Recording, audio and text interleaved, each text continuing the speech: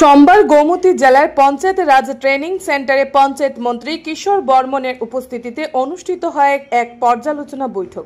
মন্ত্রী ছাড়াও উপস্থিত ছিলেন গোমতী জেলার জেলা সভাধিপতি দেবল দেবরায়, বিধায়ক জিতেন্দ্র মজুমদার, বিধায়ক রামপদ জমাতিয়া, বিধায়ক অভিষেক দেবরায়, বিধায়ক রঞ্জিত দেবনাথ, বিভিন্ন ব্লকের ভিডিও চেয়ারম্যান সহ দপ্তরের অধিকর্তা ও বিভিন্ন দপ্তরের আধিকারিকরা ছিলেন পর্যালোচনা বৈঠকে। মন্ত্রী বলেন, সরকার যে সমস্ত পরিকল্পনা নিয়ে পঞ্চায়েতে কাজকর্ম শুরু করেছে সেই সমস্ত কাজকর্মগুলো কতটুকু বাস্তবায়িত হয়েছে আর বাকি কি কাজকর্ম রয়ে গেছে এবং আগামী দিনে কি পরিকল্পনা নিয়ে অন্তিম পর্যায়ে মানুষের কাছে সরকারের জনমুখী কাজকর্ম নিয়ে যাওয়া যায়, এই পরিকল্পনা নিয়ে একদিনের পর্যালোচনা বৈঠক হচ্ছে। তিনি আশাবাদী, গোমতী জেলা ইতিমধ্যে ত্রিস্তর পঞ্চায়েতে ভালো কাজকর্ম দেখাতে পেরেছে বলে কেন্দ্রীয় সরকারের কাছ থেকে প্রশংসা লাভ করতে পেরেছে। সেই অভিজ্ঞতা কাজে লাগিয়ে আগামী দিনে অন্য জেলা ও যাতে করে প্রশংসা লাভ করতে পারে সেই অভিজ্ঞতা নিয়ে তিনি মন্ত্রী হিসেবে অন্য জেলাগুলোতে এরকম সভা করে তার বার্তা পৌঁছে দেবার জন্য চেষ্টা করবেন। আগামী দিনেও এরকম পর্যালোচনা বৈঠক সংঘটিত হবে বলে জানান পঞ্চায়েত মন্ত্রী Kishore Barman. Bureau report RE. Dharmanagar. সমস্ত মিডিয়ার বন্ধুদের আমার নমস্কার।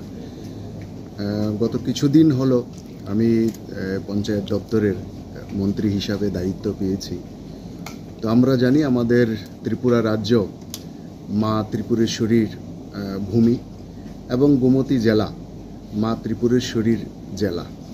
তো আমি আমার মন্ত্রী হিসেবে দায়িত্ব পাওয়ার পর মায়ের আশীর্বাদ নিয়ে আমি প্রথম যে রিভিউ মিটিং এটা এই গোমতী জেলা থেকেই শুরু করেছি। তার জন্য আমি মায়ের চরণ বন্দনা করছি এবং মায়ের কাছে আশীর্বাদ চাইছি।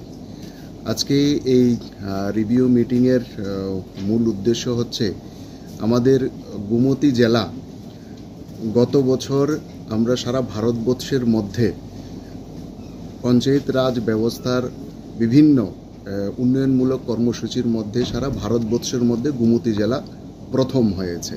তো সেই কারণে একদিকে মায়ের ভূমি, একদিকে আমাদের সারা ভারতবর্ষের ক্ষেত্রে গোমতী জেলা আমাদেরকে ত্রিপুরাকে একটা সুনাম অর্জনের ক্ষেত্রে সহযোগিতা করেছে। তো এখান থেকে যাতে আমি ইন্সপায়ার হয়ে অন্য জেলারও যে রিভিউ মিটিংগুলো আছে, পঞ্চায়েতের অবস্থাগুলো কি আছে বা কীরকম চলছে সেগুলো নেওয়ার জন্য প্রথমে যেখান থেকে আমরা শুরু করেছি, যেটা আমাদের ত্রিপুরার ক্ষেত্রে একটা নজির সৃষ্টি করেছে। তো আজকে মূলত আমাদের জানি যে আমাদের ভারতবর্ষের প্রধানমন্ত্রী সবকা সাথ সবকা বিকাশ সবকা বিশ্বাস সবকা প্রয়াসের যে মূল মন্ত্র নিয়ে কাজ করছেন, সেটা কিন্তু গ্রামের যে সাধারণ মানুষ তাদের সার্বিক উন্নতির উপর নির্ভর করে। শুধু পরিকাঠামোগত নয়, তাদের সার্বিক মান উন্নয়ন, এটা হচ্ছে আমাদের সরকারের সবচেয়ে বড় লক্ষ্য। যে সেটা তাদের সার্বিক মান উন্নয়ন এবং গ্রামের পরিকাঠামোগত উন্নয়ন যে দপ্তরের উপর নির্ভর করে সেটা হচ্ছে আমাদের ত্রিস্তর পঞ্চায়েত দপ্তর।